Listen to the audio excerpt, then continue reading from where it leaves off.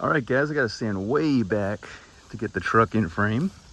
Today, well, we're still waiting on our bleeder screws because the old ones are rusting out. We want to replace those when it comes time to bleed the brakes. But today, while we're waiting on that, I'm gonna drop the full-size spare tire, and I'm just gonna make sure I'm able to get it down, because look how rusty the bracket is and whatnot. And I want to make sure if I need to lubricate, oil anything out, wire wheel paint, then I'm going to do so. So first things first, I had the owner's manual out in the garage. The spare tire will also air it up. It should be at 80 psi per the sticker. And then in the back seat, I just lifted it. It just lifts up manually, the 60/40 bench seat. And here is the rod to lower down the spare tire behind that keyhole, that key lock. So just like a plastic wing nut. I just holding this guy on. So if I just undo that, I can get this thing right off. Also, the bottle jack, my dad had to put the spare tire on one time. The bottle jack, the weight of the truck is so heavy. This is a 4-door crew cab long bed truck, and it like bent the bottle jack. So I have another one. So if I ever do sell the truck, then I'll just include that with the sale, because the factory bottle jack just got all messed up. Okay, so here's this guy, and it's got all the rods in there. Leave that to the side. So I'll take these out and I'll connect it all up here in a second for you guys, but I got the kit right there. And what else I want to show you? Oh yeah, you get your keys out. You take your ignition key, and I should twist to the right and a pull out just like that. And you're not going to be able to see it, but I'll put those rods together, and they're going to go through this shaft right here down into a receiver, and then that should lower this, and hopefully I can get it going. And here, I'll get a little valve stem here. Is there one missing? No. Oh, the end of it looks like it's threaded. I mean, it is threaded, but is that a push? It is a push. Oh, that's interesting. The cap has a little depressor on it, and then the valve stem there. So I wonder if that actually works. Let's find out.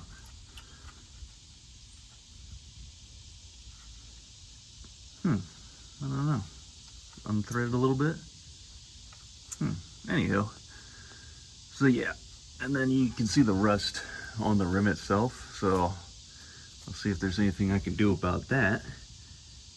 And it's a 8-bolt pattern, because the 2500 heavy duties have a 8-bolt, 8 lug nut setup. So let me get the rods together and we'll drop this thing. Okay, so you're only going to be using the lug wrench with the two same style pieces, and the open end is going to go into the hole, into here, because it's going to go over a square shaft. So this guy, make sure you don't use this end, because this is just to pry off a center cap. But as you can see, mine does not have a center cap. So this guy, you just put that off to the side. You take this guy, stick it right in there, and then it's just a feel thing. You're gonna have to feel it sit. And if you can only go a little bit one way or the other, you know you got it on there. And I should be able to go lefty-loosey. So you lower it down. And where is it? Oh yeah, you can see right here in the diagram, that little chisel piece. Or you could probably just use this guy on the lug wrench. But we're here, you can see just the two pieces with the square ends for lowering it right into the hole per diagram in the owner's manual. Now can I get, oh, That's promising. Oh, it's actually going. Wait a minute. This can't be this easy. Oh my gosh, it is that easy. Who would have thought? Maybe not hit the bumper there, but look at that. Wow. Sometimes it just goes super smooth. Well, it looks like I don't, well, I mean, if I need to oil anything up, I'll do it just while I'm here, air up the spare tire, but to 80 PSI, but, and of course I wouldn't recommend driving around on a spare tire. This one's this old. This one is from 2013, manufactured in 2012, so let's call it 13 years old. But wow. Okay, look at that. You got a steel braided cable. And it's actually not super rusty in there, just some surface rust. I will absolutely take that. So I'll get this all the way down and we'll pull it out and we'll go from there. All right, spare tire out there, and receiver, not horrible actually, just some surface rust. But out of every spot underneath the truck that I've looked at, the spare tire was hiding the worst rust on the truck, and it's gonna be right here. You see this bracket? You see how flaky the rust is right there? And this is gonna be painful to do, but look at that. I can just literally peel that off. That big chunk right there. And it's just like that all along from the driver's side to the passenger. Passenger side's slightly better, but you can still see the condition of, this is another, I guess, crossover piece that connects the frames on both sides, and it's really only on this angle, this lip, like this piece back here is more solid, but it's only going to spread. So I'm trying to think what I can do here, because I don't even know if I can get down to good metal.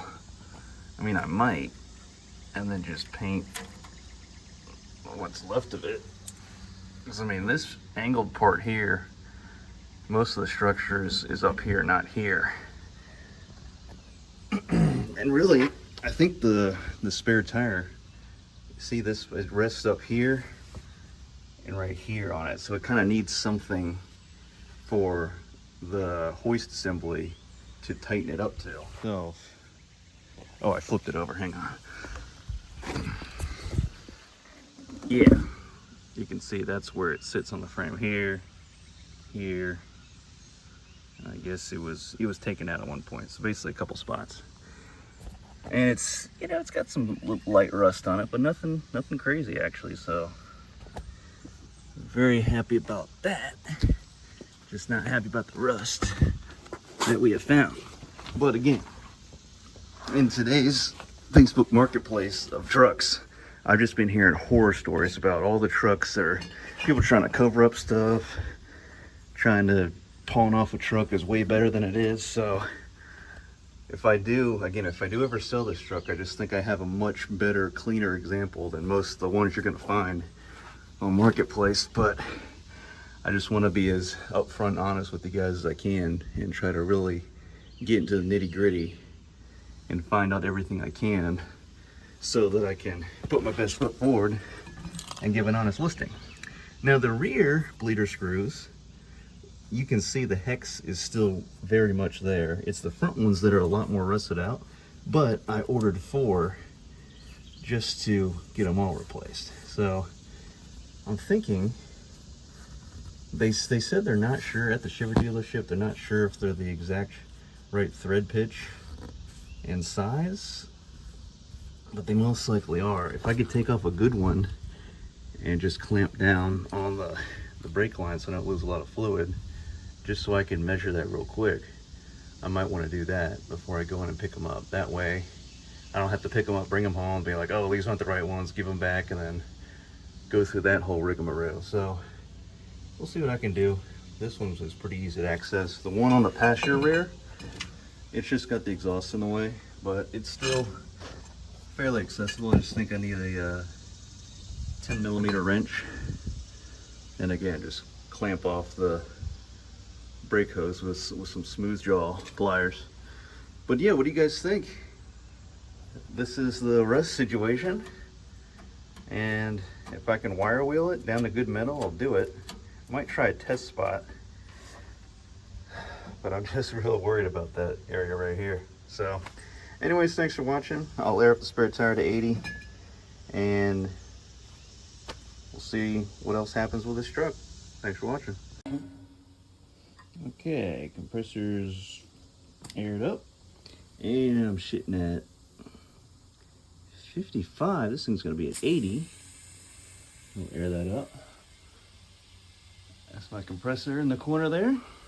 Thanks to a generous coworker of mine I used to work with at the shop. I'm gonna air this thing up to 80, and we'll put it back on the truck.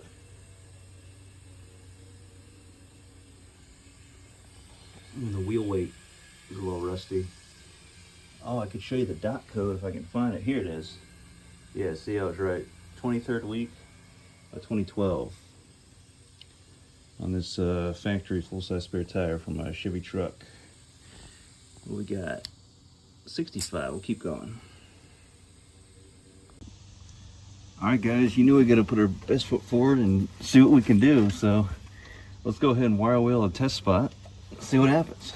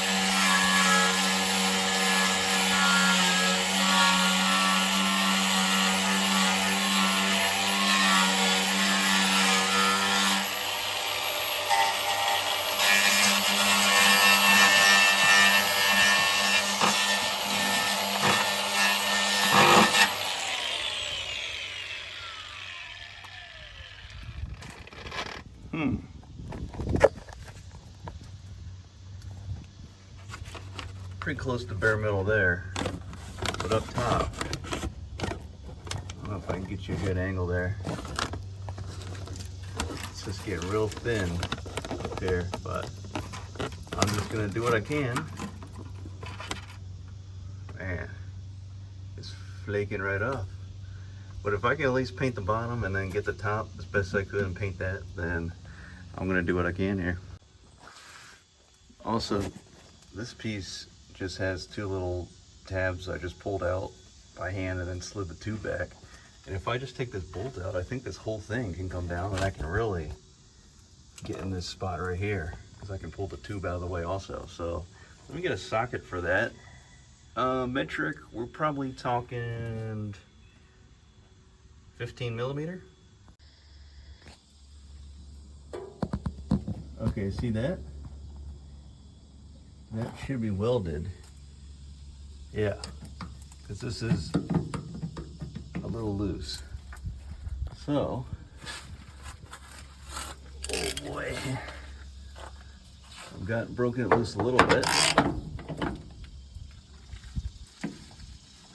Oh, that's tight. Probably got to spray some Croil on the threads up in there before I go any further. So let me do that. And then, this was kind of a pain, but this piece was on the plastic shaft, but then this piece was over top of it, and these two plastic tabs right in the inside here, one here, they tab into here. So you just pry carefully on the plastic, one here and one there, to get that to go back here. And then this guy, I just pushed the tube up in the hole upward, and I was able to angle this out. And thus this can come out. And now when I get this out, then the whole tube will slide out because it won't clear to either side. And then I'll have access to do my wire wheeling. And I got my big one, and I got my small one here. I'm gonna get up in the hard access areas with this little guy. And we'll go to town and then throw some paint. Look at that. The phone is in just the right position so I can look at the phone screen to look at what I'm doing. So I'm just gonna curl this whole thing down. See how it soaks in to the smallest gaps, and then we'll go ahead and loosen it some more. Maybe tighten it up, back up, and then back down. Work it. So I got the bottom of the truck also wire wheeled and brake cleaned and prepped, but look at this. This is still good steel. It's good metal. It just had surface rust, but think of how many years would go by if I didn't paint this, how much worse this metal piece would be. And this is the piece that goes up and holds the spare tire up underneath the truck. And that piece is still looking pretty good. It's got most of its paint on it, but this honestly didn't really have any paint on it at all. So we'll just paint this. We'll paint the inside a little bit. And I had some paint left, and actually the top layer of it, even with this fully sealed on, the top layer actually dried up. So you can see it's like a 1/8 inch thick or so. So I actually had to poke through with the screwdriver and peel that off, and I still have good paint left. So I should have enough for this and the section I'm gonna do underneath the truck. All right guys, we laid down the first coat of paint, and we will be back to this tomorrow, maybe late tonight. See, I hit a few rusty spots up there, all across here. Basically the second cross member here. I left that section because that oil-based coating from the factory was still pretty good, but everything else was pretty rusty or bare metal, so I had to, I had to wire wheel it down. And again, this is just the first coat, so the second coat will fill it in much better, and then we'll probably hit a third coat after that, and then we'll go from there. And there's still other spots, of course, but those are all just surface rust, so I'm gonna let that ride for now, but I will be continuing on. Or maybe certain surface rust spots I'll leave for the next owner if they want to do something different. But this was definitely, the worst of it was this piece, as you saw, was just flaking off. So I took it down to bare metal, and that's what we had to do. We had to save it and keep it going for as long as we can. Thanks for watching.